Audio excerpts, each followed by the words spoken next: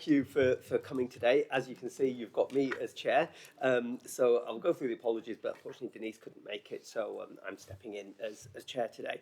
There were just a couple of things. One was that because we are live streaming, if you could always put on your mic whenever you're speaking, that's to make sure that anyone who's watching, those vast audiences, can make sure that they hear what you say, and then just make sure you switch off again when you're finished.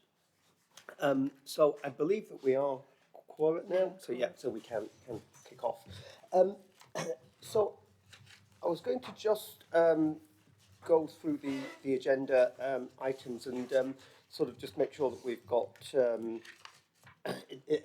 we'll just go through the items as they're listed. So apologies for absence. I understand Councillor Cathy Scott, Councillor Darren Byford,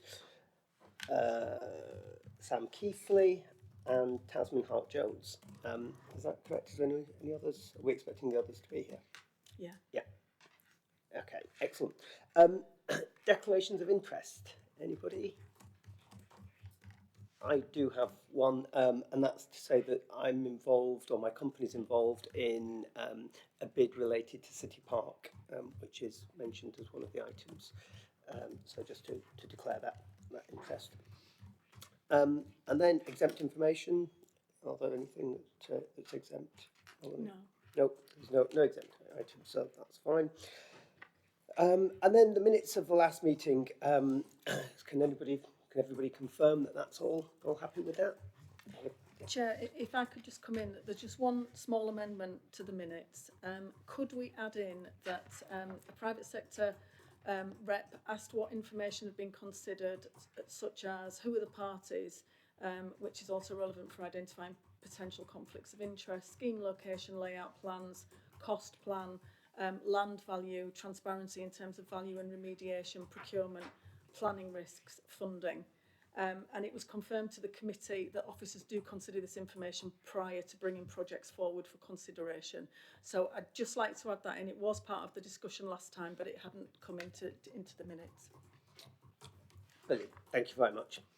Okay, so that means we can now crack on with the main body of the meeting. So, agenda item 5, economic update. Thank you, Chair. Good morning, everybody. My name is Thomas Newton. I'm the Economic Analysis Team Leader at the Combined Authority. I'm just going to take you through a few of the key sort of economic indicators and bits of information that we've been looking at recently in the Research Intelligence team. So starting off with the cost of living and doing business, obviously it's a very pressing issue affecting both households and businesses in the region and across the country. What this first chart here shows is that before the pandemic and before the current energy crisis, West Yorkshire was in a relatively worse state than the country as a whole, with sort of 18% of households in West Yorkshire being in fuel poverty compared with 13% in England. The latest sort of data and forecasts show that that's only going to get worse as well.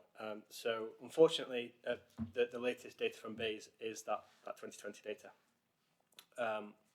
But forecasts from the End Fuel Poverty Coalition show that last month there was around 30% of households in West Yorkshire in fuel poverty compared with 22% across England. And that was when the energy price guarantee came into force.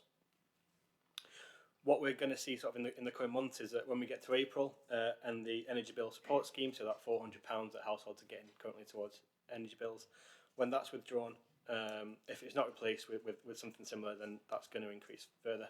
And we'll see 1 in 3 households across West Yorkshire in fuel poverty compared with 1 in 4 in England.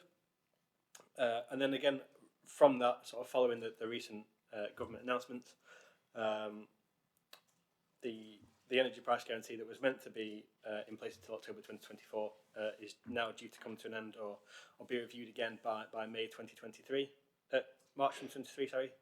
So further uncertainty going ahead into the next year, and if things get worse, then obviously you can expect fuel poverty in West Yorkshire to increase at a faster rate than it is across the rest of the country. And that trend is also something that we see across businesses. So we have used some Bayes data to have a look at sort of high risk firms, which we are, that's how we're referring to businesses that are energy intensive and operating within internationally competitive markets. And then we've also got this separate group, which is businesses that are at an enhanced risk, which are those that don't meet the energy intensity threshold but are competing on that international scale. And what we see is that businesses within so there's a higher concentration of these businesses in West Yorkshire compared with England. And across West Yorkshire, these two groups together account for more than 8,000 businesses, 200,000 jobs and £28 billion in turnover. So it's a pretty sizable sort of portion of the West Yorkshire economy. And these are sort of predominantly manufacturing sectors and businesses. So as an example, just sort of illustrate that enhanced risk, because I think I guess from the outside, it can be might seem counterintuitive to include businesses that aren't energy intensive in this sort of enhanced risk. But from hearing from a sort of a local aerospace firm that we've been in contact with, they face currently 34 pence per kilowatt hours sort of charge on their energy, and they're trying to compete with businesses in the USA that are facing sort of 7 pence per kilowatt hour. So it's a huge difference. It's almost 5 times the cost for energy, and that business in particular exports 70% of their output. So what that means for them is that even before they've increased their wages to help their employees with the cost of living, they need to increase their revenue by 30% just to remain viable. So we've gathered this information within the team, and we've written to the Secretary of State for Bayes, and we've also fed into government consultations to sort of support these businesses and make sure that their sort of case is heard, if you like, and that they're considered in the government review for energy support for businesses. This map here just shows the wider Leeds City region and the distribution of these energy intensive firms across the region. But I'll move on to the LCR business survey. So this is a survey that we've carried out within the team. The field work was completed between June and August this summer. So it's kind of before the scale of the energy crisis had been sort of fully realised, I guess. And the survey takes into account opinions from 1,001 businesses within the Leeds City region. So what we found is that over the past 12 months, businesses in Leeds and Wakefield were more likely to have seen improvements over the past year.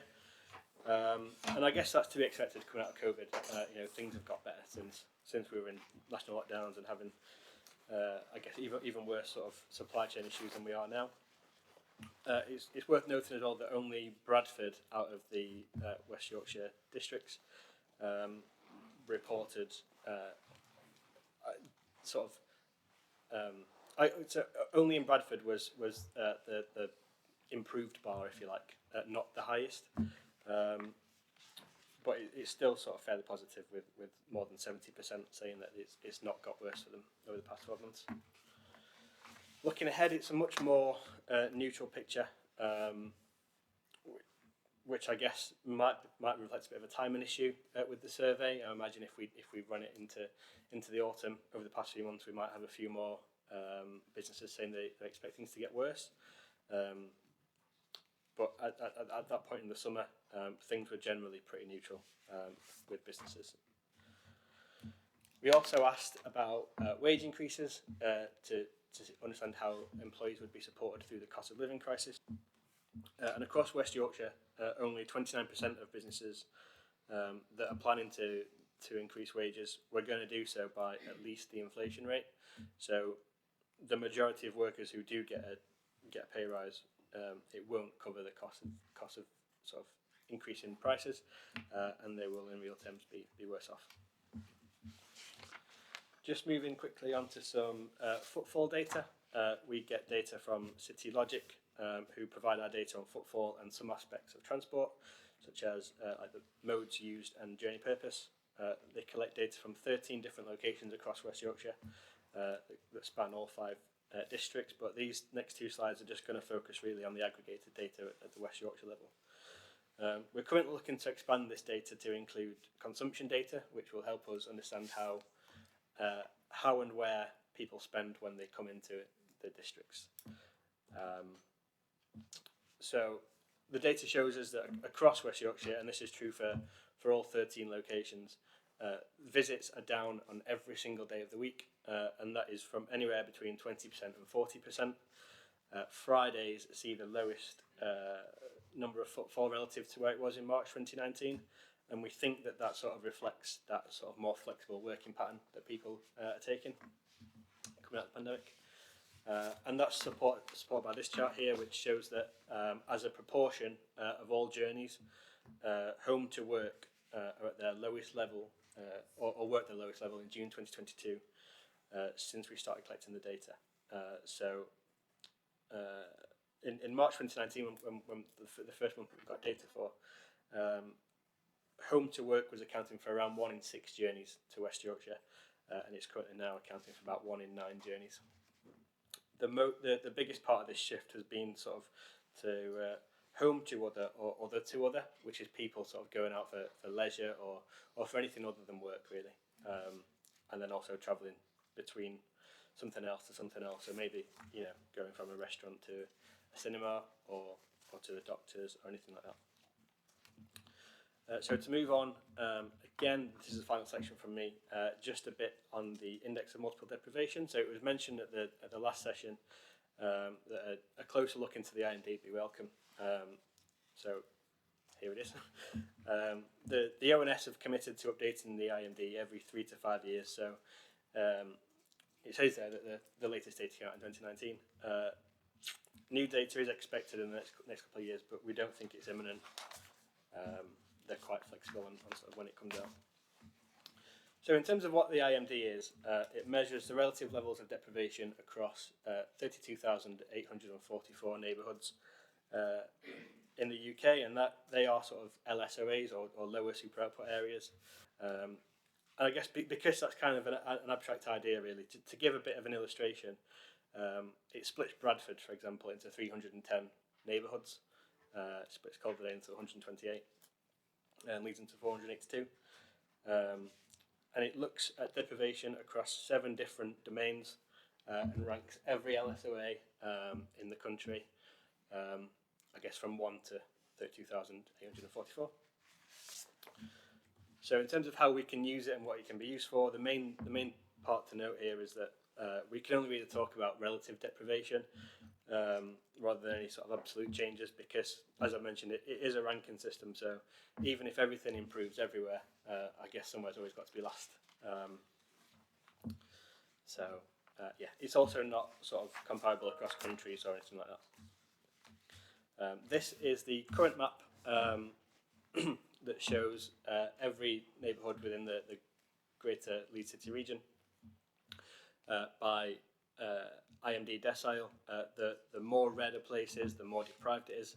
And as you can see there, 18.3% of West Yorkshire falls into the 10% most deprived in England. So that's 1 in 5 households in West Yorkshire are living in the most deprived areas in the country. When you scale it up and look at the 20% most deprived areas in the country, what we find is that Bradford has half of its population living in the lower quintile, if you like. So half of Bradford's residents are living in the 20% most deprived parts of the country. And then at the other end of that scale, again, the most deprived, Calderdale is the lowest district in West Yorkshire, but still that's got 30% of its population living in the 20% most deprived areas. So even there, it's still overrepresented in that sort of most deprived group. This chart here just shows the change between the 2015 and the 2019 data. And what we see here is that 1 in 4 neighbourhoods in West Yorkshire got more deprived between those 4 years, and less than 1 in 10 became less deprived in that time. So things on the whole across West Yorkshire got quite a bit worse really over that period. And then just the final slide from me. As I mentioned, there's those 7 domains that we look at in IMD, and across 4 of those, Leeds City region as a wider sort of area got worse in 2 of those. So crime and barriers to participation in society. On the barriers one, the performance across Leeds is actually pretty good. It ranks sort of in the middle for the UK. On crime, it is the second sort of most deprived region behind Greater Manchester. Things actually got slightly better in health, where Leeds City region over those 2 years became less deprived than the Humber. Across income, employment, education, and living, things stayed the same in West Yorkshire. So that was all of my slides. Thank you for your time. Are there any questions? Brilliant. Thank you very much, Thomas. I have to say, just that was really good to hear all of that background and have it presented that way. And especially, I think some of the anecdotal stuff that you mentioned about the businesses just really helped to put it into context. I mean, I think this sort of agenda item at the last meeting was really quite a shocking sort of illustration of the situation. And I have to say, it feels equally shocking this time again. And it seemed to me like there's sort of something around what's happening with trends and footfall and so on. There's something around the deprivation and the people who are really being the ones that are most excluded. And sort of the whilst the inflation rate may be at 10%, for people who are spending a far higher proportion of their money on energy and on food, for them it's actually much higher. And then the illustration that you did for business. So it felt like there was really acute issues to kind of tackle in those 3 areas, but that was just my observations. But I'll open up for any other comments, unless you want to come back. Yeah, so actually, just on that point around sort of food, the ONS is starting to produce a least cost indicator, which looks at the 30 cheapest grocery items in the country. And what that shows is that for the cheapest food items, and these are like staple items, like apples and pasta and those sorts of things, that the cost of those since April this year to September rose by 17%, which is nearly double the general inflation rate, if you like, across the country. So whilst some people who maybe buying branded goods at this time last year can sort of move on to those more budget items to hide some of the cost of inflation, if you like, or to remove some of it. Those people who are already buying the cheapest items don't have anywhere to go, so they have to face that sort of 17% inflation rate, or go without, essentially. That's kind of where we find ourselves at the minute. Yeah, it's a really, really sort of stark picture, and I think that the sort of depth of feeling that came out of the meeting here last time was fed up to the the chair previously had asked for that to go to the combined authority, and I believe that there was some outcomes from that. Yeah, thank you, Chair. If I could just update, so obviously we did have quite a big discussion last time about what we could do in terms of the cost of living crisis, and some proposals were taken to the Combined Authority last month. So the Combined Authority did approve the Mayor's Cost of Living Emergency Fund. So there is money allocated now. We'll be working with local authorities and their voluntary and community networks to target households that are non-work households, or where there is work but they're already in poverty, to look at things like debt counselling and to offer some advice and support in those areas. There's a couple of other schemes as well that we're focused on fuel poverty.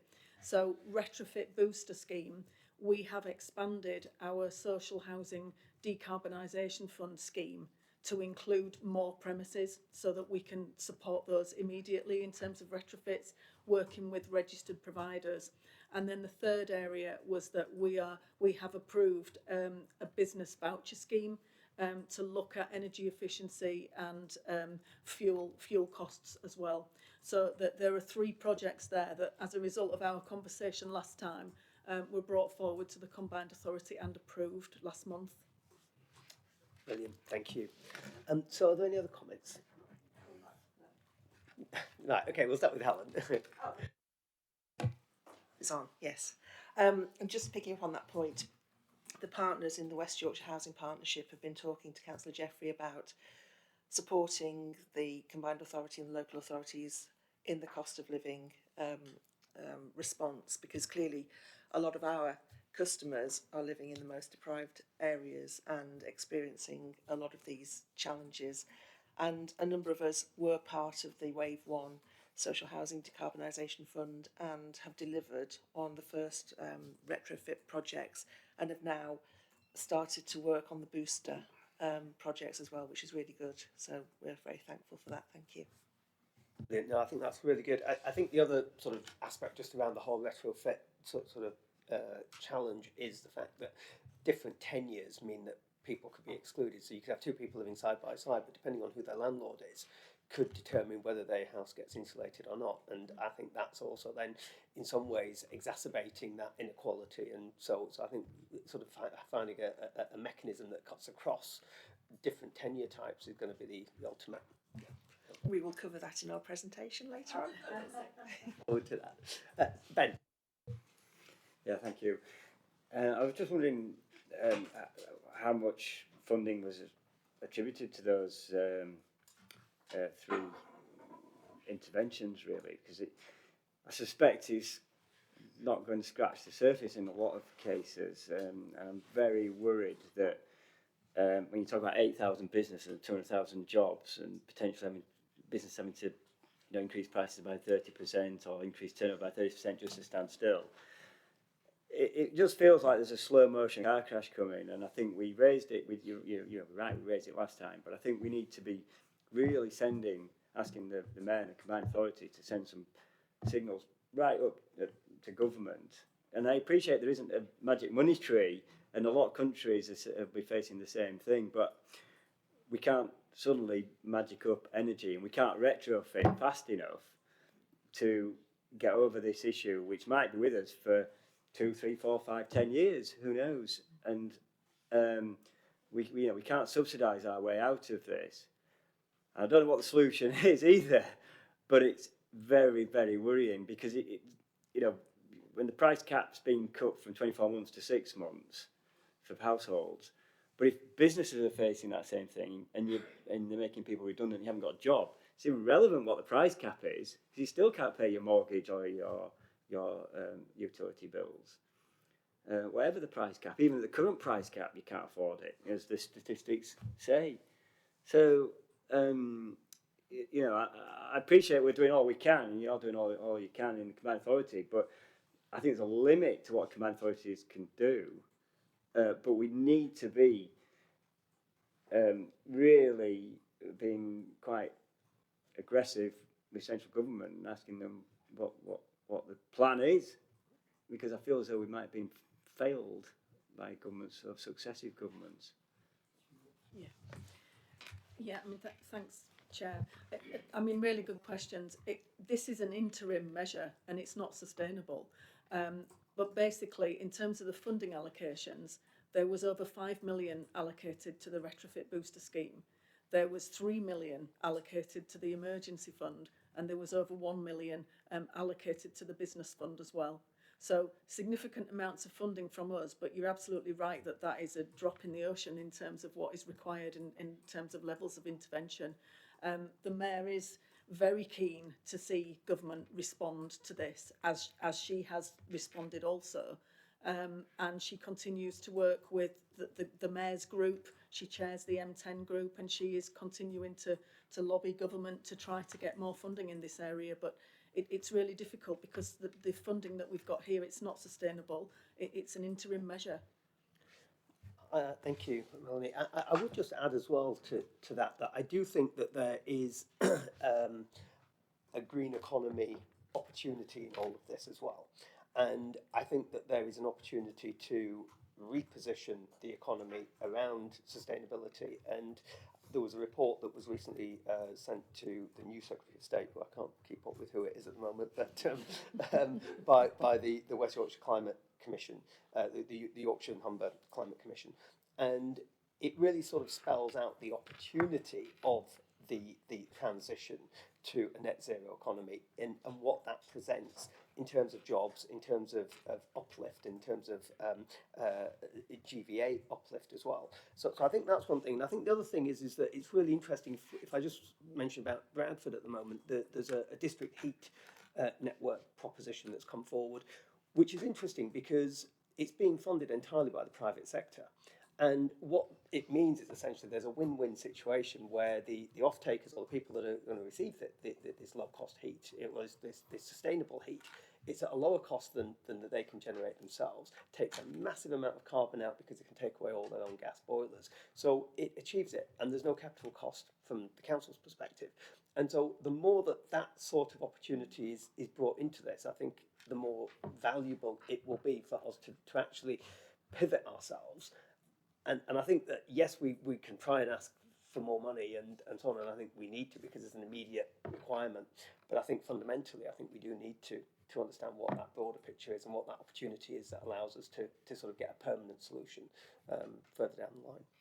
Are there any other questions? Okay, let's. Hi, thank you, Chair. Just first of all, I just want to support and echo what everybody else has said. I think it's really fantastic that there's been action since the last meeting. That's really positive.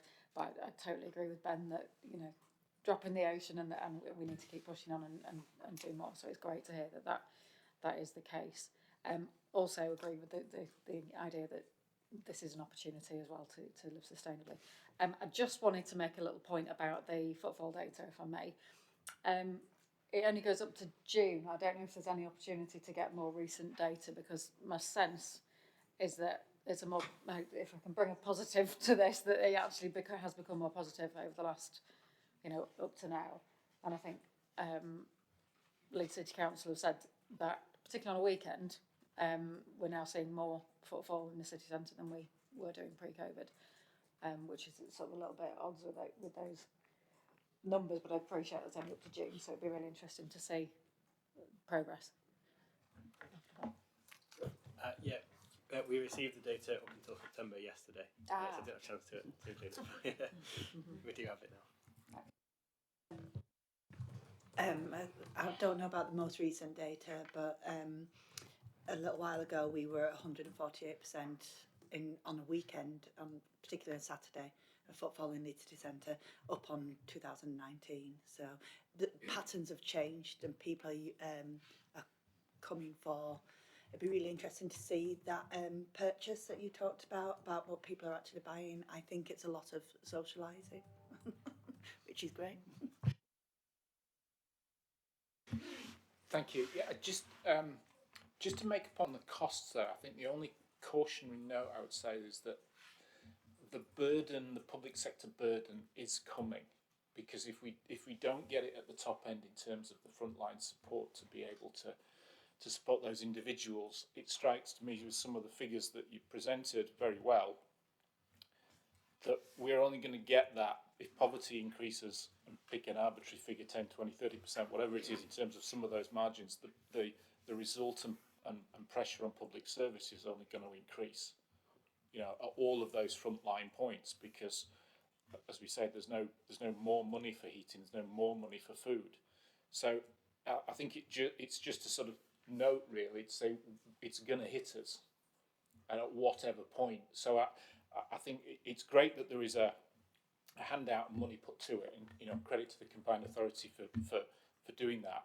But I think it's also worth highlighting that it's, even though that's short, there is going to be money, a demand on money at certain services at some point, which won't be covered, and won't be within necessarily our remit, but it's going to come unstuck. And of course, once that's as a pressure, everybody else above, if that's in capacity, is going to force further up the sort of the indices as well. Yeah, I think that's a really good point. I mean, just on that, I think it's really interesting when you start looking at who all the different actors are within the general community spectrum. There's third sector organisations, there's various other initiatives, there's the holiday and activity free school meals programmes, and you've got community champions, you've got now warm spaces, you've got different sort of organisations doing different things. And I think part of maybe what we could do is maybe look at how we understand what the mix of all those things are, and maybe how can they be coordinated better, and how could the impact of their work reach across to more people. And so maybe there's something around sort of working better with what's already going on that at the moment seems a little bit siloed and a little bit disparate from each other. And I see this a lot where I sort of see different initiatives being launched, but one side doesn't know what the other's doing. And so they end up being separate siloed things that end up with gaps. I think the other thing is that there's a lot of work that I think people like supermarkets are interested in doing, such as their end of shelf life food and how they make those things available. I mean, at the moment they're not necessarily targeted, but there's things that I think we could do to try and have those conversations to ensure that they're connected to those third sector organisations that have those audiences. And so I think there's maybe something about sort of working in a more comprehensive and a more integrated way that I think is potentially helpful without necessarily adding more money from within the public sector. Yeah, sorry, Councillor Head.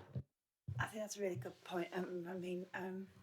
In Leeds we have voluntary action leads and Val kind of coordinate everything.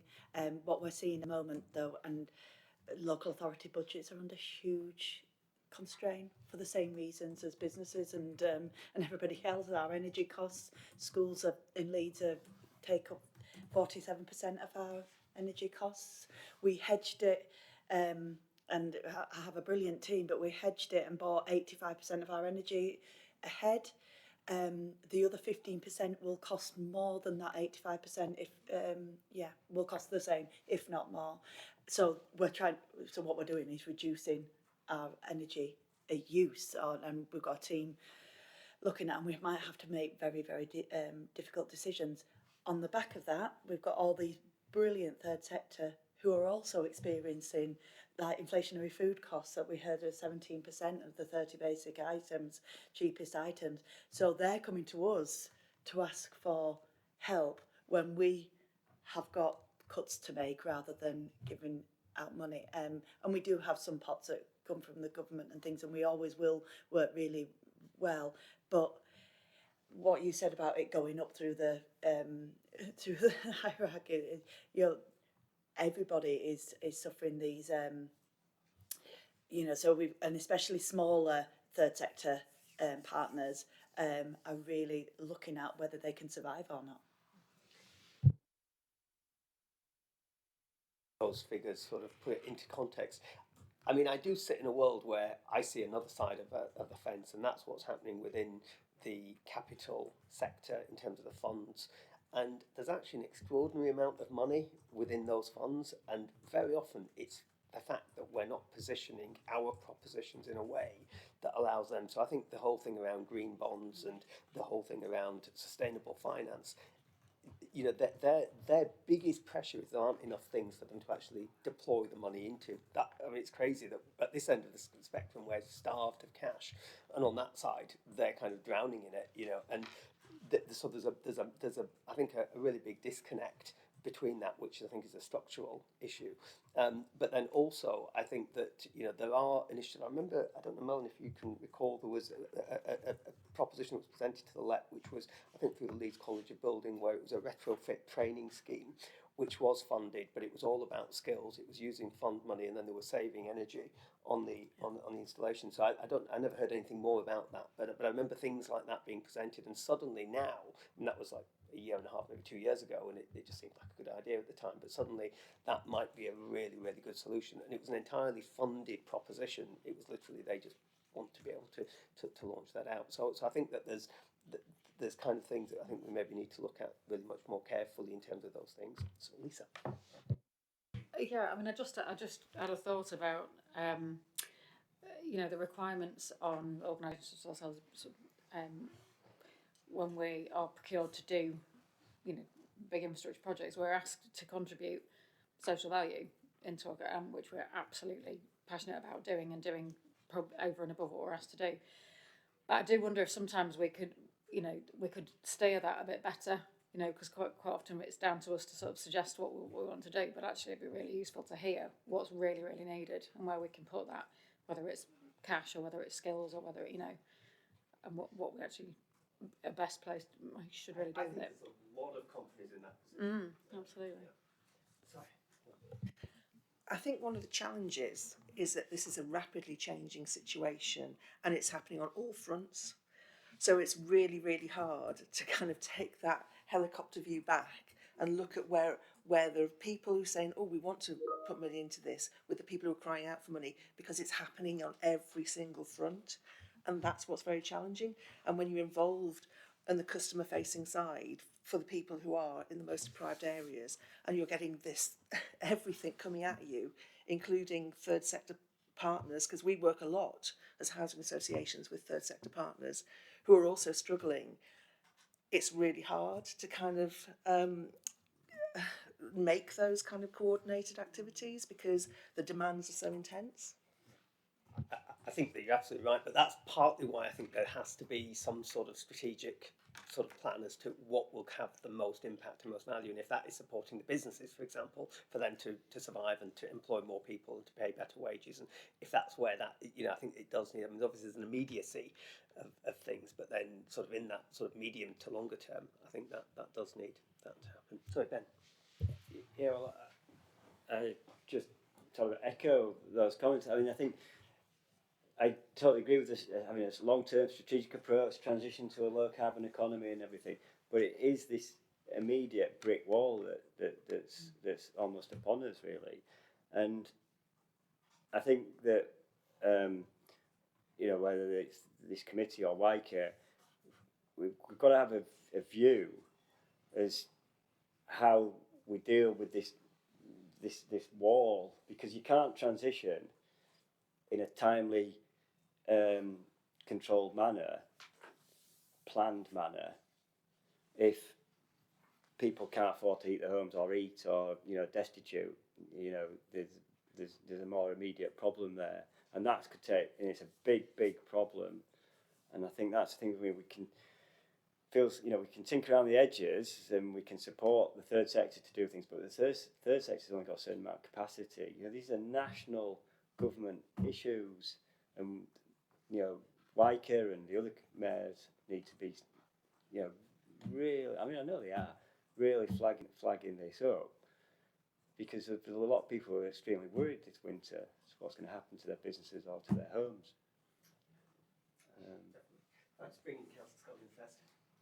Thank you, and apologies, Chair and Committee, for being late. I was doing media interviews on the fact that we're putting some of our capital projects on hold because of the current volatility in the financial situation.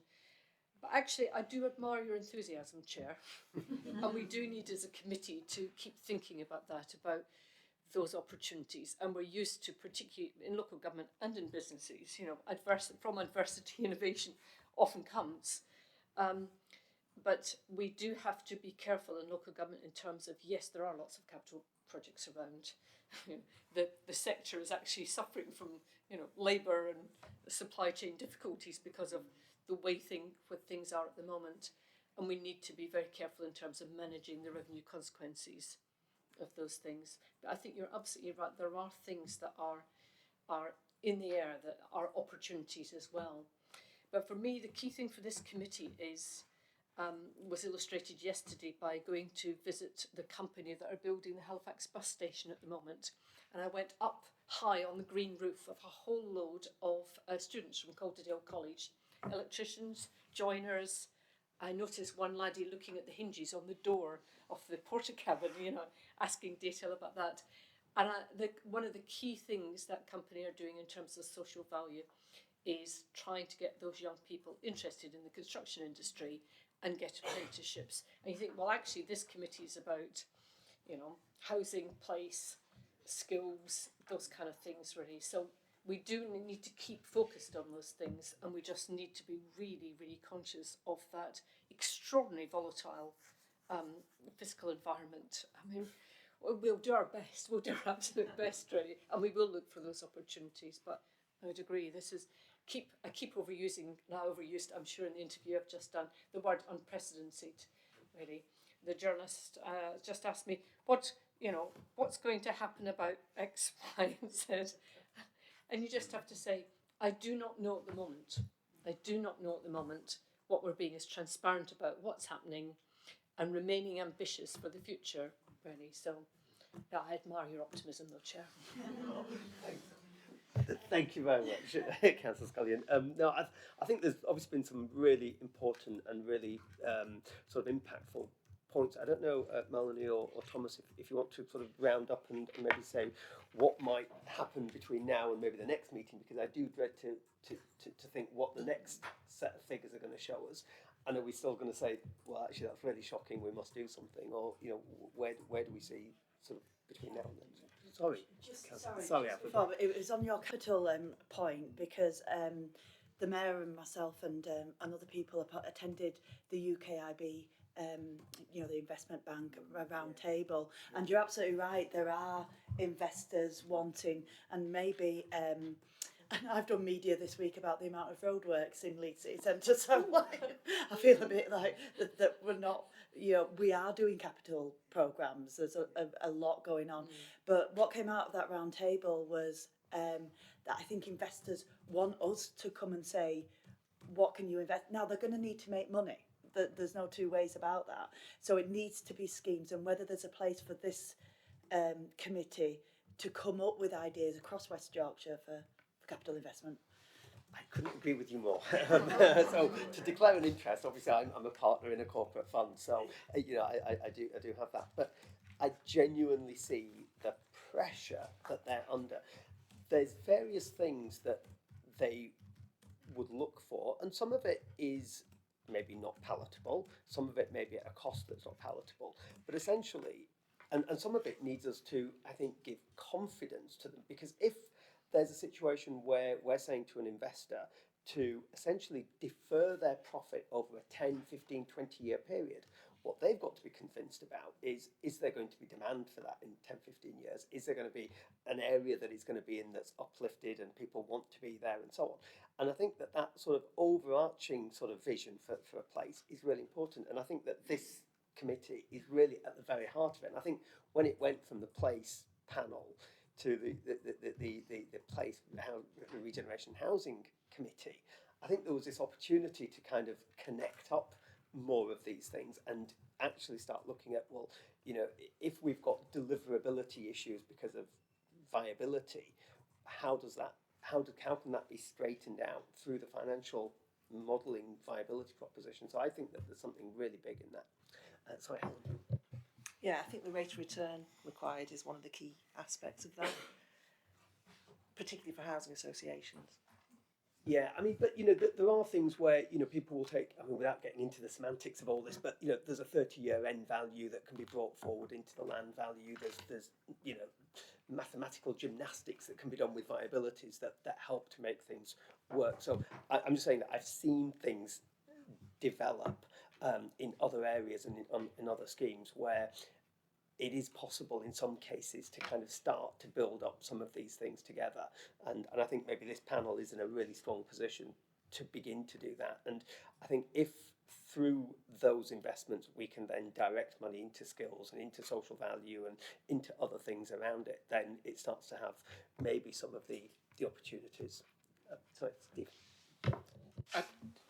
Just going back to the figures, just struck me that I think what would be really useful would be to understand at what point do we sort of declare an emergency, and I don't mean that in a running around with red lights flashing, but in terms of some of those figures, at what point are we going to say something beyond the norm needs to be delivered? And I mean that in a real sort of crisis management point, because the further we go down it, the more that it is going to be a sort of threat to life, the more things will topple over. And just one point I would make is the thing that concerns me at the moment is that the energy companies, despite all the news about profits or anything else, are obviously pushing it to the end user, but there's no more money. So at some point, that economy and the reason why they are pushing that cost is not going to get a return. And there will be a point where it will only get worse if that happens, because there'll be nobody to pay that bill. So I think there's just I think there's all that optimism, and I agree with it. I don't want to bring it down because I think there is some great opportunity to do something and solve some big ticket items. But I just think in terms of this group and the combined authority, at what point are we going to say this isn't business as usual now? This is the point in the sand where when we hit it, those figures, we need to have a plan ready because there's a threat to life. I think that's a really good point, and I would just say that sort of simulation of impact, I think, is some simulation modelling is going to be really fun. Just before I bring you in, Sorry, well, it was just I think that was the point I was trying to make, that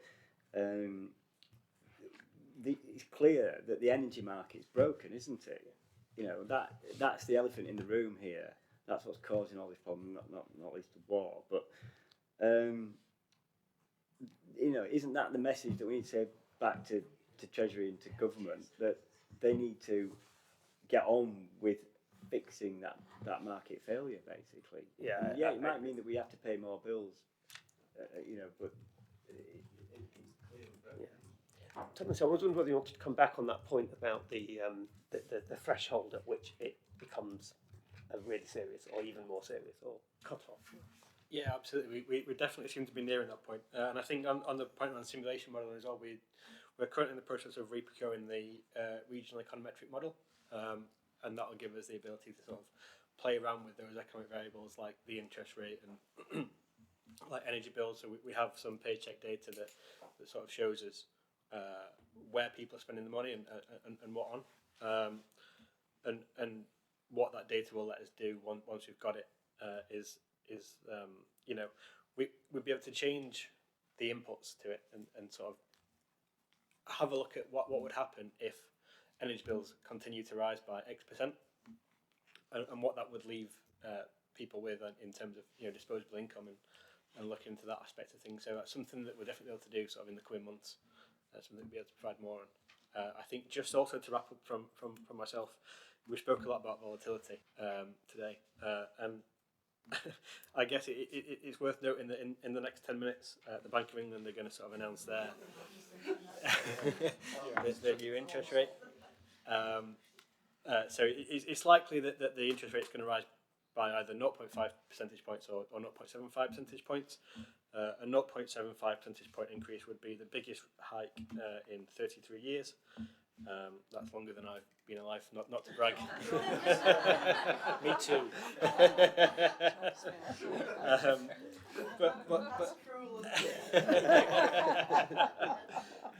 But yeah, but there's a really interesting trade-off there, because the Federal Reserve in America increased their interest rate by 0.75 percentage points yesterday. And if we go below that, there's a real risk that the pound will weaken, and you know, energy is traded in the dollar. So if the pound weakens, even if the price of energy stays the same, it'll get more expensive for people buying it in pounds. So that'd be bad if we go below the USA. But on the flip side, if we sort of match that, then the latest sort of analysis shows that the average tracker mortgage will increase by £75 per month if the interest rate increases by 0.75 percentage points.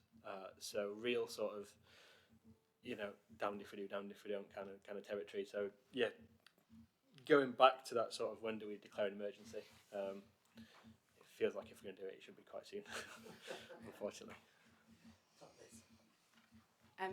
Thank you, Chair. Shall I try and say a little bit about what we are doing, particularly on the national piece, and then a couple of things that are coming up to maybe kind of help summarise where we're up to. So, thank you for the comments. I think we already do think this is a crisis of living and doing business, and have been saying as such. And certainly, I know our local politicians, our leaders, the mayor, with her other mayors, have been making that case to government. So there's a few things that we've been doing. We have been trying to get in with different ministers. Obviously, that set of ministers I can't believe it was only last week, only changed again last week. So we are back into trying to set up and have meetings with some of the key new ministerial team to be able to impress upon them some of the points. There was a review of the energy bill relief scheme that government had, that we had a really great conversation at the Business Economy and Innovation Committee about, and they gave us some very real live examples from a business perspective that we've managed to put into that in order to try and make the case for what it feels like in West Yorkshire. We've also inputted into the Chris Skidmore review around net zero. That was obviously something I think set up under the Liz Truss, so quite context of that, we'll yet to see, but at least, we've made representations through that. And quite clearly, the fiscal event on in a week or so's time is going to be really crucial to this.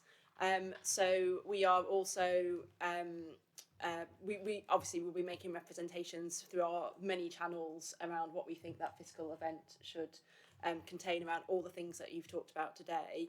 And I think, Chair, if I may, as we go through the rest of the papers, if there are particular things that are that you want to flag from colleagues, businesses, or your perspectives, then please we'll note those and we can use that in our evidence as well to go back to government. So I don't necessarily need to reopen it now, but as we go through the rest of the papers and through things, then it'd be great to have those, because like I say, when we've got very specific examples, it's been really helpful to be able to use those. So I think the fiscal event is quite a turning point in all of this, I think.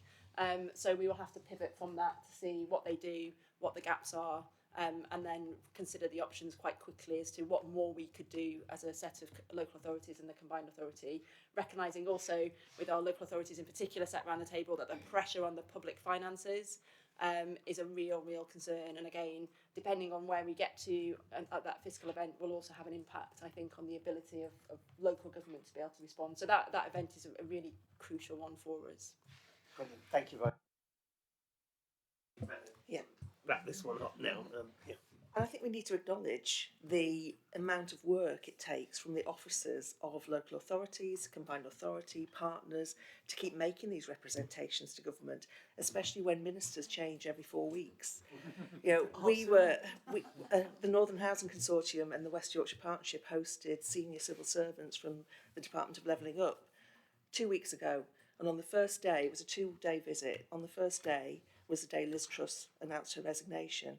And those senior civil servants said, OK, we've got to start preparing for the next minister now. And it takes a long time to brief those ministers. And I think we have to acknowledge all these representations, it's fantastic, but it takes a lot of work to do them and a lot of time to do them. Lost conversation on this topic, and rightly so. And I hope, Thomas, that's given you a good grounding to take that forward. But thank you very much. That was a really massive amount of work and really powerfully presented. So thank you. So without further ado, we should move on to agenda item 6. Who's Housing Pledge and Policy. This is Judith. right? Okay, Judith, over to you. Right, in this paper, it's quite a long paper, but basically it's a little while since we've come back to you to give you an update on everything we're doing around the housing agenda. We have been busy, so this is just a taste really of the work that's being carried out over the last kind of few months. The purpose of the report is to update you on the progress towards delivery of the Mayor's Pledge, but also in terms of an update from our partners, West Yorkshire Housing Partnership here today, to give you a quick presentation in terms of some of the work that they've been carrying out alongside us. So the Mayor has set a headline pledge to deliver 5,000 affordable and sustainable homes. It is quite difficult to project the numbers forward, but in terms of our best guess and our best forecast, and that's working really closely with partners from West Yorkshire in terms of the numbers that they're working on.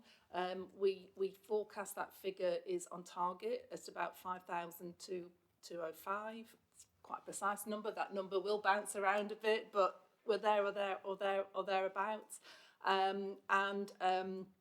In terms of sustainable homes, we're just trying to get a measure of how we measure that and how we can kind of project those numbers forward. So again, there's a little piece there in terms of potentially looking at the EPC, the Energy Performance Certificate data, in terms of will that give us an adequate measure. There are issues both ways really. I'll very quickly take you through. There are a number of elements within the paper. Affordable housing delivery, as I've said, we're working really closely with partners, both regionally with the West Yorkshire Housing Partnership, but also with Homes England and the data sets that they have. We are relatively confident that progress is good. I will go in terms of later on in the report, there are a number of caveats. There are some real big challenges, some of which we've just been talking about, that we're aware of, and that could begin to impact on those numbers. But I know partners are really committed and dedicated to keep pushing forward on the supply side and get more new homes delivered. In terms of delivery risks, again, I think we're aware of them. Construction costs are rising quite rapidly. There are continuing issues with the supply of materials and labour. Interest rates are beginning to go up quite steeply, and the costs of borrowing for our developer partners will also continue to go up. We've also got an additional issue in terms of the government has consulted on capping the rent increases by the housing association sector. That will cause some issues, and again, I'll leave Helen to talk about that further. So in terms of affordable housing, we think we're on track. In terms of the projected numbers forward, it's looking good at the moment. However, there are some issues that could adjust those current numbers. In terms of mitigation, we have a Housing Revenue Fund. This is a devolved fund, 3.2 million. We're working really hard with our district partners to support them in their delivery of their pipeline housing sites. So the majority of that money, all of that money, has been spent on capacity, working with our districts to plug some of the gaps that they've got.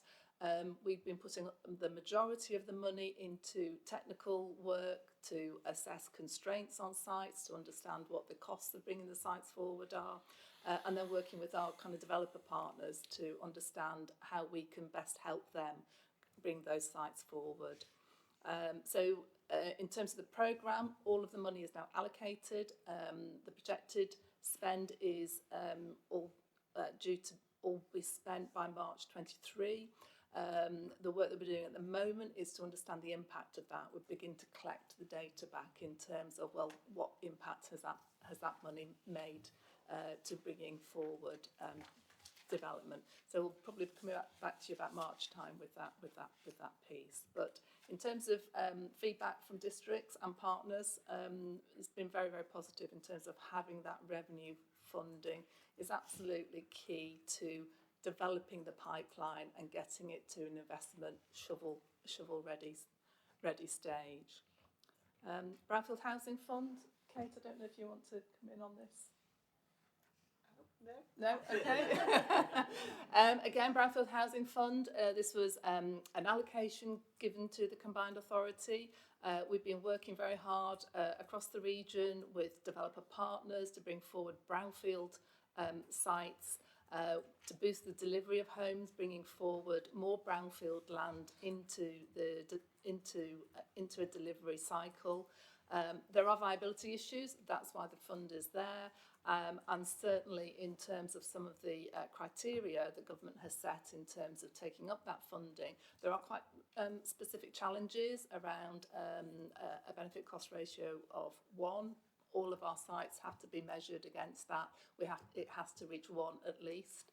And also the time, the timescales for the delivery are proving to be challenging, where costs are going up, where promoters of sites are having to reset some of the budgets that they had initially been working to. That's causing a delay.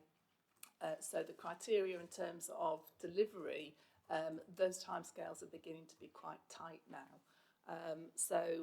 Colleagues, Kate and team are working really hard to ensure that programme is allocated and all of that funding is taken up. Just scrolling down. We're also making really good progress on the Social Housing Decarbonisation Fund, working with our partners. I think that's a real success story in terms of collaboration and partnership working. We've worked with the sector there in terms of identifying a really good programme of retrofit in social housing.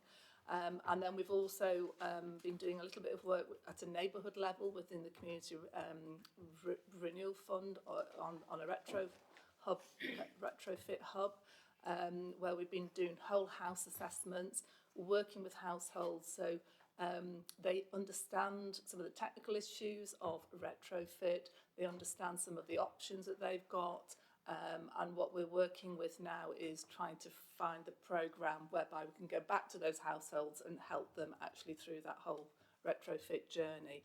Within neighbourhood, it's been tenure blind, been working with our social our social rent sector partners at Manningham. We've also been working with individual households, but we've also been working with private rented sector landlords as well. So that one is an evidence piece really in terms of understanding the complexity of some of the retrofit initiatives. We've also been working, a colleague, Helen Foreman, has been working with the Dementia Ready Housing Task Force. Again, our partners through the West Yorkshire Housing Partnership have been working really closely with us, but it's also included our third sector partners. That work will feed into the new West Yorkshire Housing Strategy that we're also going to be working on. But they've made really good progress, a really good group of partners on that task force, and the aim is to actually begin to mainstream the approach within housing and making sure all of our properties and places are dementia ready. So there are a number of pieces that are coming out of that work. And then I think it's finally, no, not quite, in terms of the West Yorkshire Housing Strategy, we have started work, been a bit delayed due to capacity issues within our own organisation, but we have started to, with the help of consultants, to pull together the evidence base, baseline, where we have a kind of collective vision in terms of how we want to take our strategy forward. There will be more work to be done in the new year, and we will come back to you probably about March time in terms of what the next stages of taking that new approach to housing within West Yorkshire will be. But that work has now actually started, which is great. And then finally, West Yorkshire Housing Partnership update. Again, Helen and Daniel are here. Helen, do you want to start? Say a little bit. Well, if I just say that in terms of the partnership, you've been around 2 years now. 2 years, that's our second anniversary. So we have really welcomed the forming of the partnership. We've been working really closely with the partnership alongside colleagues at Homes England. In terms of the department coming up last week before, it was really good that as the combined authority with our districts and the housing partnership working really closely together, the department were really interested in that level of collaboration, that higher level of collaboration, and that really successful partnership approach to the work that we're undertaking together. So I think that's the end of the report. If you want to take questions, maybe take questions. I think that would be good. I mean, you've presented so much there, and you've obviously been really busy. I mean, that's phenomenal. It's fantastic. Could I just ask, just before I open it up, this one, privileges of being here, is it possible to see an overview of the Brownfield Housing Fund monies in terms of where those projects have been allocated? So what's the overall picture? What type of, just a summary of each thing? I think that would be really useful just to see the end picture.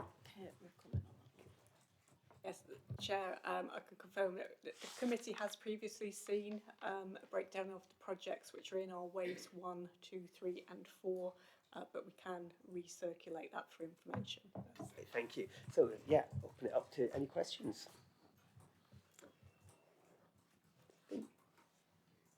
You might get off lightly. So, right, okay, Helen, do you want to continue?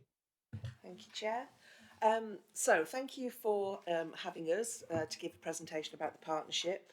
I'm the chair of West Yorkshire Housing Partnership until next October, because we take it in 3-year cycles, and also a chief executive of one of the local housing associations.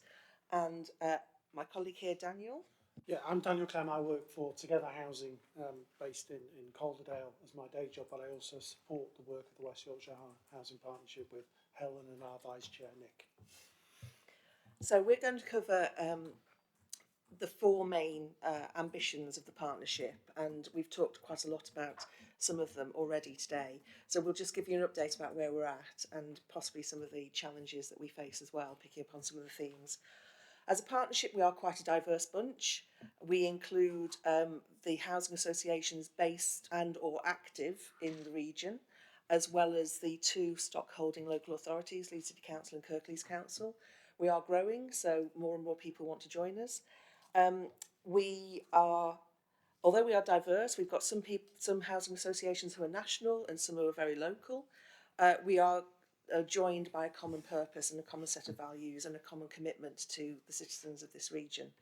So I'll now hand over to Daniel, who'll start off with the investment and regeneration theme. Can you move on to the next slide, Tom? Is that okay? Okay, so I just wanted to talk about the major part of our work around investment and regeneration. As has been mentioned previously by Judith, and one of the things that we've done is to develop a shared pipeline over 3 years. Now, it's important to recognise that housing associations are collaborating within that process, so we share information with a combined authority, but we also compete. So Connect Housing and Together Housing will compete for the land and compete for development sites, and also for the Section 106s that we bid for from developers. But really what the partnership is about is growing the absolute cake for everybody in West Yorkshire and delivering on the housing need and the Mayor's pledge. So that's kind of what we're about as an organisation. You've already heard the numbers about predicted delivery, but we delivered 768 new homes last year. And I think that issue around delivery is really important to us. And one of the things to kind of bear in mind, we've talked about a bit of the challenges in terms of delivery of new homes, but one of the advantages of housing associations and local authorities is we can work counter-cyclically, which means that if you are entering an economic decline, then that's something that we can manage perhaps differently to the private developer market. So private developers make their money by building homes and selling them. We're not-for-profit companies, but the way that we would make a return is a rental model over 20 to 30 years, as Amir said before. So it's a very different way of thinking about how you develop sites and how you build new homes and communities. Other activities we've done, we share best practice, and we look to develop common approaches through the partnership. But also something that was mentioned in the paper around the strategic place partnership is important to us, and we were involved in the work in terms of the Chief Executive and Chair of Homes in coming to visit the region in July. Helen, do you want to say a bit more about some of the challenges in terms of building new homes? Yeah, thanks, Daniel. We've already touched on it, the autumn statement that's coming up later on this month. When I started in housing, we got a 100% grant to develop our homes, which was great because it meant the rents were really affordable and the housing benefit and the welfare bill were really affordable. That all changed, and now we have to borrow money to actually build these homes, and we get a relatively low percentage of grant towards building them. And so we don't know what's going to be in the statement yet. There is talk that maybe some of the uncommitted grant might be pulled and some of the uncommitted social housing decarbonisation fund might be pulled, which would significantly affect our ability to continue to develop. But the rent cap that's already been mentioned, Judith mentioned, will have a significant impact from us, depending on the level of the rent cap. We would never, as housing associations, as social landlords, we would never have gone for the rent settlement model that we have, which is CPI plus 1%, because that would have been 11%, and we would not have done that. Nevertheless, for a national cap to be set does not reflect local housing markets and local needs. And we'll find out, hopefully, later on this month, if there is a cap, what the cap will be, and then as housing associations, we will all, and we've already started looking at this because we scenario model, we will all see what the impact of that is on our development programmes, because we will, as Councillor Scallion said, we are going to have to start pulling back on some of those developments if we have a rent cap that's significantly below inflation. We're also, and part of that is because we have significant regulatory requirements on us as social landlords in terms of building safety, decent homes. So those things have to take priority. Thomas mentioned interest rate rises. Most of us fix our loans, and we've got significant loan portfolios, but nevertheless, because we have flexibility and agility, we have some variable rates. The level of borrowing that we have means that a 0.75% increase in interest rates can cost us hundreds of thousands. And again, we have to scale back on those development programmes. I think we've briefly touched on construction inflation.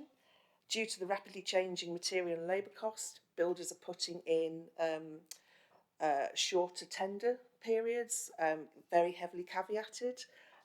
So the more that we get delays in things like brownfield homes funding or planning, the more then we come back and we find the price has gone up. So again, that could potentially restrict the number of properties that we're able to develop.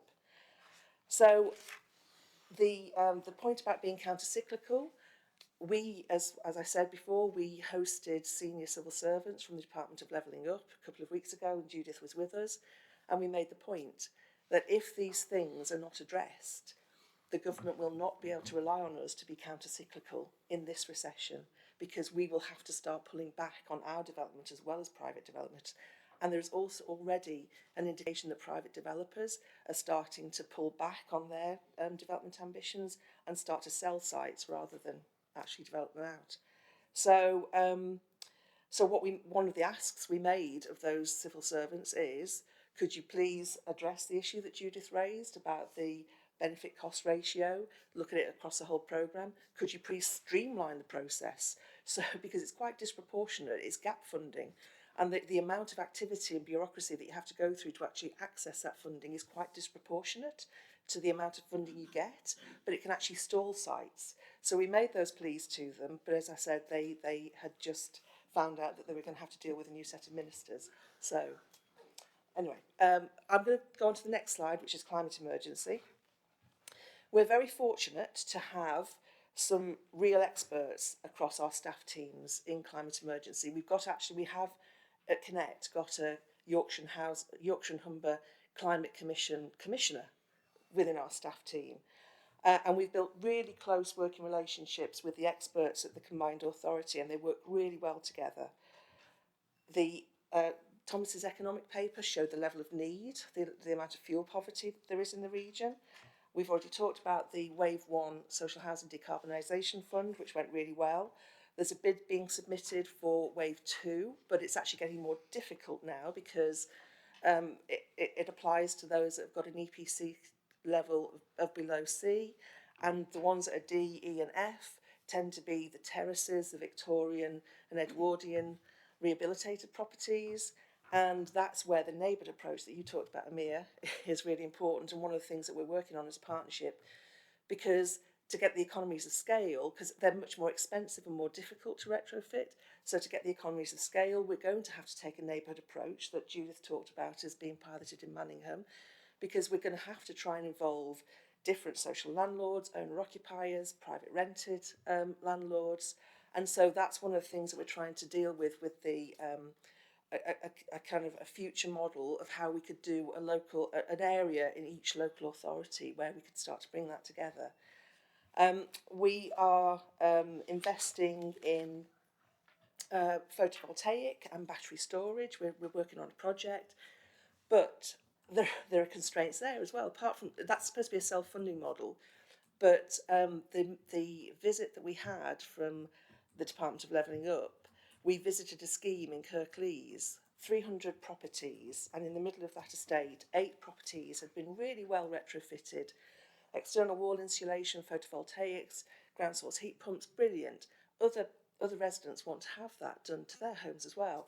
But apart from the funding to actually do that, one of the constraints is that Northern Power Grid have said, oh no, you can't do any more in this area because the grid won't take the energy coming from the photovoltaics. So, and there are, you know, if we want to put photovoltaics in, we've got a lot of roofs, but if we want to put photovoltaics in, there is an issue about the way the energy is supplied to certain homes is on a looped system, and you have to de-loop it to actually put photovoltaics in. And the waiting list currently, in together experiencing in the North East, is 18 months, and in the North Yorkshire 6 months. So we're trying to actually arrange a meeting with the Northern Power Grid to say what you need to do in terms of the infrastructure to actually enable us to retrofit these properties. And we're another constraint, which we've already talked about, and the opportunities that are there, we need 40,000 skilled workforce to actually deliver retrofit in the area. So we are active participants of the Mayor's Green Jobs Task Force, and this month we are meeting with the local colleges to say, look, there is demand here. You can see all of us are investing in this. So there is demand for your courses, trying to work with private developers, suppliers, to actually encourage them to actually set up apprenticeships, etc. in this field, so that we can actually have the workforce to deliver. So the enthusiasm, the passion, the collaboration is all there. We know that we can't do this alone. We know that we have to do it collaboratively with the combined authority. And so the passion's there. It's just trying to overcome some of these obstacles in a very practical way. So I'll hand back to, oh no, it's me again, health and housing. Sorry, you're hearing a lot from me, sorry. Another issue that's highlighted in Thomas's report is health. And we know that health and housing go hand in hand. Good housing is a key determinant of good health. So we've spent a lot of time building relationships in this area with colleagues in the NHS and adult social care. We've done lots of joint training so that we can develop appropriate similar responses to customers, but also develop mutual understanding. And one of them is we've trained 300 staff in trauma-informed practice that was jointly funded. And just as a kind of an anecdote about this, I bumped into one of our housing officers in the office, and I didn't know he'd been on this training. And I was asking him how things were, and he said, I've just been on some amazing training. And I said, oh, what is it? And he told me, and I realised then, I joined it all together. And he said, oh, it's completely made me think in a different way, maybe see things in a different way. So those things actually can make a real difference to how we deliver services to customers. So I was really delighted about that we actually saw something practical coming out of it. As Judith has said, one of our chief executives of one of our partners chairs the Dementia Task Force, and we're working closely with adult social care, including a campaign to help people consider and support them to right size, downsize, find the right kind of size of accommodation for them. And a number of us also provide very specialist accommodation, so specially designed homes for people with a variety of different needs, often supported by on-site staff. And again, they directly help the NHS and adult social care in managing their budgets and also, helping. There's clearly an NHS crisis at the moment. So we're very keen to keep working with them. We're doing a market needs assessment on how we can continue to develop more of that accommodation to help release resources from their very stretched services. So a lot of, and this isn't part of the devolution deal, but it's something that we're very committed to, and we can see the clear linkages between health and housing and homelessness. So I'll hand back to Daniel. Yeah, just move on to the final slide. So the final area is just about inclusive growth. Now, Helen's talked a lot about green skills, and I think it's just important to recognise just the great opportunity that is in terms of employment. So within my own organisation, Together Housing, we have over 100 gas engineers who go out and deal with boilers at the moment, that kind of thing. We need to retrain those for the future, and those kind of good, well-paid jobs that housing associations offer or our contractor base offer is a great opportunity for the region. And I think, you know, who are going to be the gas engineers of the future? And that's a question that we should take away and reflect on. The final I would just talk about is the UK Prosperity Fund. I'm conscious that we're going to have quite a bit of time.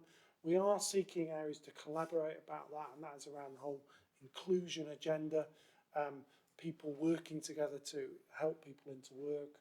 You know, a lot of our residents do struggle with barriers to work, and that's something that a lot of us get involved with to try and encourage them into the workplace if that's something that they want to do. And there's a benefit to us to that, because, you know, more likely people are in work, the more likely they are to be able to sustain their tenancy and have a fulfilled life. So I'll stop there. Happy to take any questions along with Helen about anything we've said. Brilliant, thank you very much. It was really good, and it's interesting to see the kind of, I guess, a lot of things we discuss here seeing represented actually in terms of the real life in the real world. So that's brilliant. Are there any questions or comments? Ben? Yeah, I just had a question about the affordable housing. Are you getting that through with the appropriate tenure that you want? You know, is it social rented or intermediate or housing? Is there a preference? So you're talking about Section 106, the planning gain? Both, I suppose. Yeah, you said there was 770 affordable okay. houses that had been delivered by the partnership, but I just wondering, you know, are you, you know, are they the tenures that you want?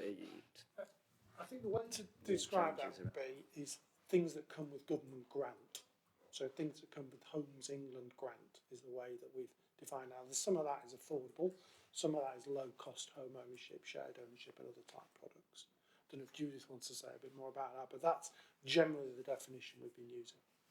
But I think about whether, you know, given this cost of living situation, you know, do we need more social rented stock kind of thing? Is that something we need to be pushing for? You're right. I think in terms of demand for social rent, and when we look at the split in tenure, the percentage of social rent is relatively small because, as Daniel said, in terms of grant, that's the one that needs the most grant. So that's the most expensive one to actually deliver. And social housing providers have to balance their books, their projects, in terms of getting a balance that one will be funded, but secondly, in terms of their internal rate of return, it hits their internal rate of return, it hits their business plan. So social rent does tend to be relatively small element within the tenure mix. So we're doing a bit of work at the moment, specifically with Leeds colleagues to start with, and they are looking at that in a lot of detail across Leeds. And we've been doing some research and kind of evidence base with them and looking at different ways in which we might be able to move that tenure percentage up so we can produce more. But certainly, yes, anecdotally, the demand for social rent, people are coming out of private rented sector, presenting themselves as having difficulty paying their private rent sector level rents and in need of social rent. So we know that there's a problem there, and we're working with partners, including our districts, to kind of understand the best way that we can help, and then again working with our social rented sector to work a way that we can kind of push that percentage up. Brilliant, thank you very much. I'm very conscious of time and I think we've still got quite a lot to get through. So if there's nothing else, we'll move on to agenda item 7. So project approvals. Yeah, so I'll ask Patricia Dave to come up and present the first item here. Thanks, Patricia.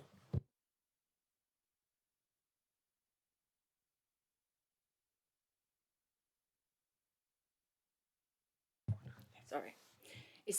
The aim is to create a vibrant residential build-to-let development, providing attractive buildings anchored around a high-quality pedestrian-focused public realm on a site along the Kirkstall corridor. The delivery of the new homes in this area will meet a key regeneration aspiration for Leeds City Council. The scheme is aiming to deliver 618 apartments with 20% affordable rent. That equates to approximately 124 new affordable homes in that area. The applicant is looking to embrace its location beside the river by maximising the opportunity for better health by delivering a walking and cycling path along the river as well as connectivity to Kirkstall Road. They will also be providing significant public open space around the development. The development is also offering high quality amenities including a gym, co-working space, communal lounges and communal terraces at roof level. The scheme is also aiming to tackle the climate emergency by installing renewable technologies to deliver carbon reductions of over 20% above building regulations, electric vehicle charging points. A full carbon assessment will be submitted as part of the full business case development stage and will outline the tonnage of carbon saved per year. The applicant is seeking just under 7.16 million from the Brownfield Housing Fund to enable the scheme to progress. The value for money assessment reflects a benefit cost ratio of 2.7, representing high value for money to the public sector. Therefore, we are seeking approval from the committee that the Kirkstall Road residential development scheme proceeds through decision point 3 and work commences on activity for full business case, and that indicative approval for the contribution from Brownfield Housing Fund is also awarded. Okay, brilliant. Thank you very much. Are there any comments on that one? Yeah. Go ahead, Kate. Yeah, just to support the regeneration of this area, very industrial area. Previously, I think it was a chemical factory. So, happy to support the developer to bring this land into, the benefit of the community around there as well. I think I've mentioned before, I think these kinds of schemes can be done in ways that uplift the market, and generally Leeds has quite a strong market, and so I think that if there's an additional benefit to as a catalyst, then I think understanding that those value uplifts and how it unlocks further potential down the line, I think is really important. I think it's really important that we don't sort of end up with putting money, I'm not saying it's in this case, but I think we've got other cases where we could just end up putting in X number of units, which gets X number of homes there, but it doesn't actually do anything to unlock the wider uplift of that area. And so, particularly, it's where you don't achieve sort of mixed communities, or you don't achieve areas that have got an action about them that then enables the private sector to follow. So I just think that's an important point to bear in mind. If there's no other, Ben, then come to you, Lisa.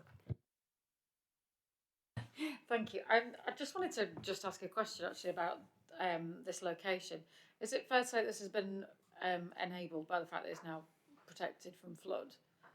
Is this that area or not? There's been a lot of work done on that. Yeah.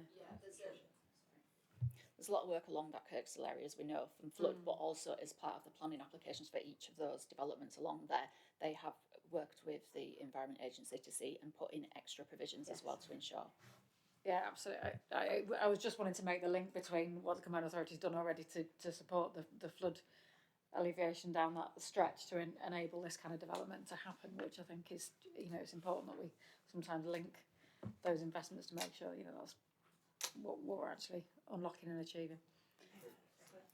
I think that's really important, and FAS 2 is going right the way up to, Malham, really, and big thanks to Bradford for protecting us in Leeds. So thank you very much.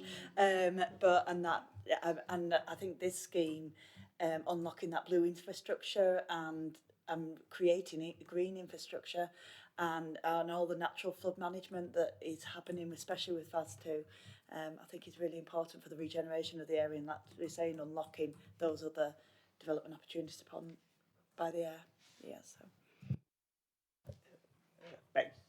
I just had a quick question, which was I noticed that the BCR was 2.7 to 1, which it states is quite high, which is obviously great, good news. And I was just wondering kind of why it was so high compared with other projects that we've seen, and what was perhaps driving that, and whether there's any lessons that we can learn for future projects.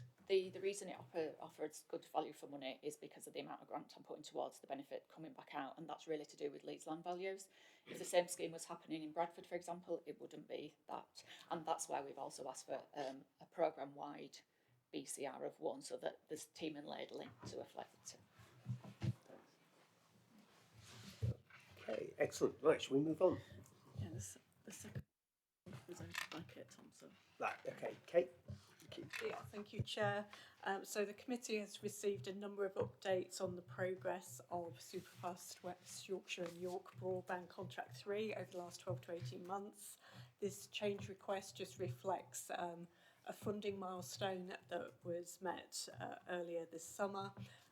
So the Combined Authority, working with Quicklime, had a deadline to expend DEFRA funding, which is legacy European funding, European Agricultural Fund for Rural Development, by the end of June. So this change request reflects that we've run out of time effectively, but we've maximised as much of that European funding as we could, and therefore the change request reduces the amount of public sector funding which is going into the scheme.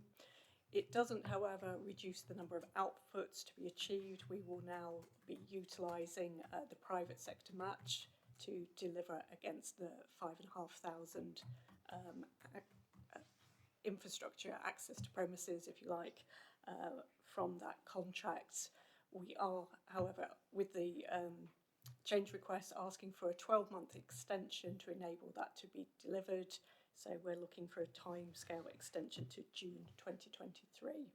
So to confirm the recommendation, it's to reduce the total project cost from 9.110 million to 4.539, and reduce the publicly funded outputs from the project to 3,530 premises and 746 businesses, and also to increase the delivery timeframes for the remaining 2,041 premises from July 2022 to June 2023. Thank you. Brilliant, thanks very much. So that reduction has been matched by the private sector, which seems really interesting, because that would seem like a great outcome. Can we do that more often? So, are there any other comments or points that anybody wants to make on that? Okay, so it's, I guess, to move to a recommendation. And is everybody happy to go proceed with those? Yeah, I think there's lots of nods there, so go ahead. And so that then brings us on to... It's Judith again on the housing item. right, okay. So Judith.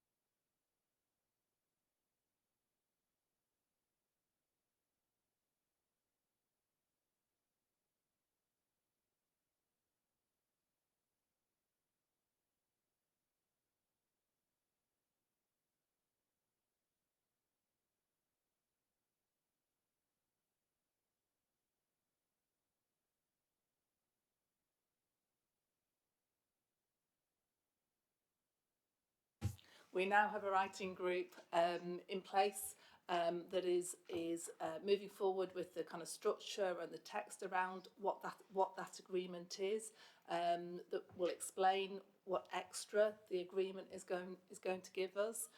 We're hoping to have that back to committee in draft form in January for you to consider and comment on, and then we would look to have a final version ready for the March committee meeting, and that will be, hopefully, fingers crossed, the final sign-off.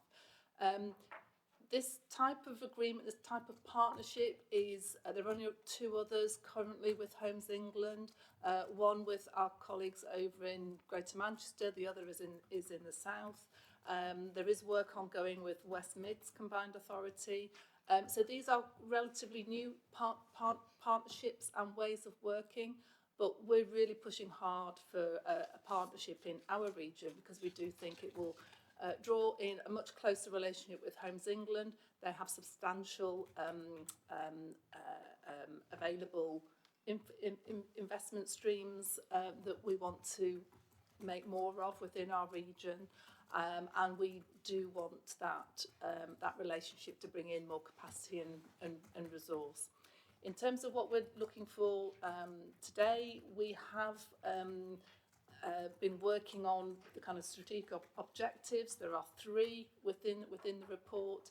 If you have any comments, feedback, and but if you could have a look at those strategic objectives and endorse them, we can move on in terms of beginning to put some more detail around that piece of work. Yeah, I've mentioned the timescale, so that's it. That's brilliant. Thank you very much. Are there any comments or questions on this? Helen. Thanks, Chair. So the West Yorkshire Housing Partnership, we've been working very closely with Judith, and we were part of the visit in July. So really keen to support and help this in any way we can. And just so I'm clear, between January and March, is that when we would be involved in the? So we're hoping to have a draft ready. We want to take it, we're doing quite concentrated work currently. So the writers, there's only 4 writers. So they're tasked with kind of coming up with the structure, and that includes Homes England. We will then begin to test that, and that will go through our Strategic Place Officers Group, Directors of Development, and yourselves. So it'll be coming to you between now and Christmas, basically. Oh, right. You won't have to wait until January, but we do need to kind of test this a little bit with partners before we go out wider, really. So we're going to do that first. We will be coming back to you, as I say, between now and December. That's brilliant. Any others? I would just like to add as well that, I mean, I think it's a fantastic opportunity, and I think given some of the viability challenges that we've got across our region, I think it's a way to really kind of create a catalyst within areas. But I think it's just really important that we don't, as I mentioned before, really, we don't just end up with X number of units, that actually it does lead to something more. And I think this, as part of an aspirational development proposition, I think can start to be really, really powerful in uplifting. I think just for people who may not be familiar, but in parts of Bradford in the city centre, apartment values are at £42,000, which means that you can't build them for that. So what that means is that it just precludes all the private sector being able to create something that's going to create a new benchmark in values. Is really important to enable the private sector and the residual land values to go up, and for people to then mobilise behind it. So I think that's something that I think is a real opportunity. If it can be, that can be another thing that can come out of the partnership, and not just units. And I think that one of the reasons, as I mentioned before as well, that this panel, this committee is really well placed to kind of sort of join up the whole thing around place and creating places people want to live in. Helen. Thanks, Chair.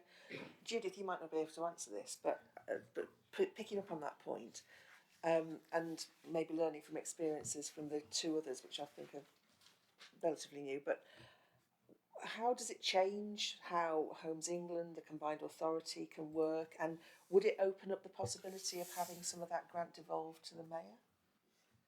I don't know if I can comment on that last bit, but in terms of what we're seeking to do within this kind of strategic place partnership, we do want it to make a difference. We do want it to be added extra.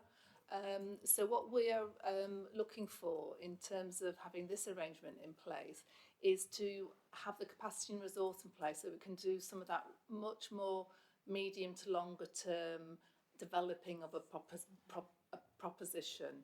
And that includes not just one site, it might be a collection of sites within a defined area. So that's the extra, I think, that this type of arrangement might give us.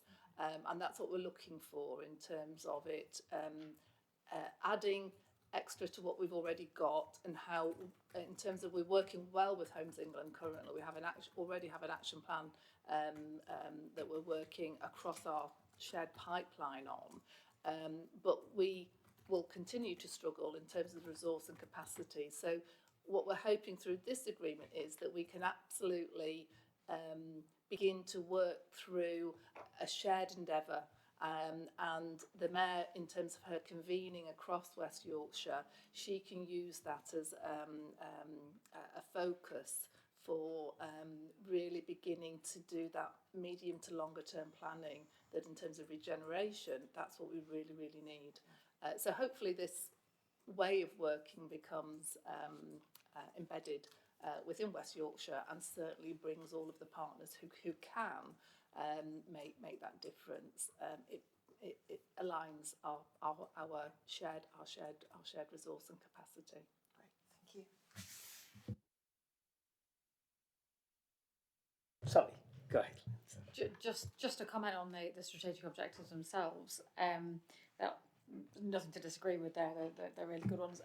But I suppose my sense reading them was how you're assessing the achievement of those things and how you're measuring it, what standards you're.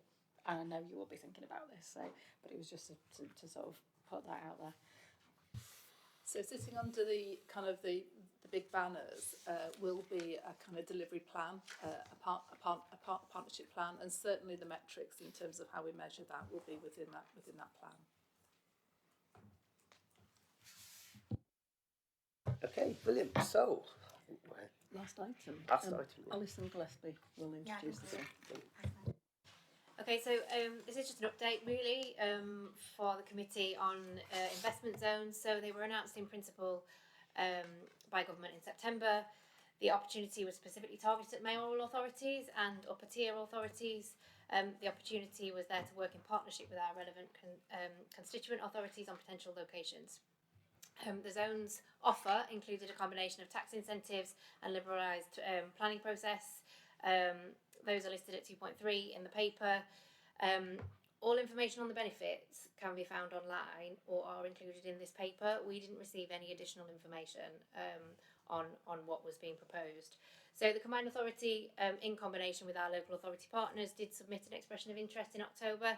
The timescale for submission was 10 working days, and the locations we submitted are at 2.11 in the paper. So those locations will probably be familiar to you. So you'll probably notice that there is an alignment between our spatial priority areas that this committee has discussed previously and what was submitted across our region. So those conversations we've had previously did help us shape a response within the short timescale we were given. The lack of detail around the offer limited our ability and other authorities across the country to target locations because it wasn't clear to us what might be the best fit for those incentives. We did therefore submit multiple opportunities as listed, and that approach was taken by others across the country as well. So in terms of next steps, we're still awaiting further information from government. There hasn't been any information yet on next steps or the timescale for assessment. And so that concludes the update really. We await further information on whether they will go ahead at all and or what the next stage of the process might be. That's great. Has anyone got any questions or comments on that? Yeah, Carlton. Just a comment, just how well it was done in 10 days. You know, I mean, I can't get my children to cook, you know, we can't organise a night out, most of my friends in that time. So, yeah, just, yeah, huge thanks for pulling it all together and for everybody involved to get it done in such a short period of time. Brilliant. I echo that. Councillor Scullion. No, I would absolutely endorse that. I understand that Michael Gove is looking to review investment zones, particularly in terms of the backlash around some of the environmental issues, and I think it will be something that will change. That's just I put it out there as a wild guess that actually we will see changes, and I expect as officers you'll have to work very hard to keep up with those changes, but we will all do our best really in terms of investigating what the possibilities for West Yorkshire are. That's brilliant. It does seem like a really good opportunity for us, and we'll see if, what does happen. But yeah, we'll wait and see. So I think that brings us to a conclusion, and we're ahead of schedule as well. So thank you very much, everybody. I think that was really useful, and I look forward to seeing you at the next one. Thank you very much. Thank you.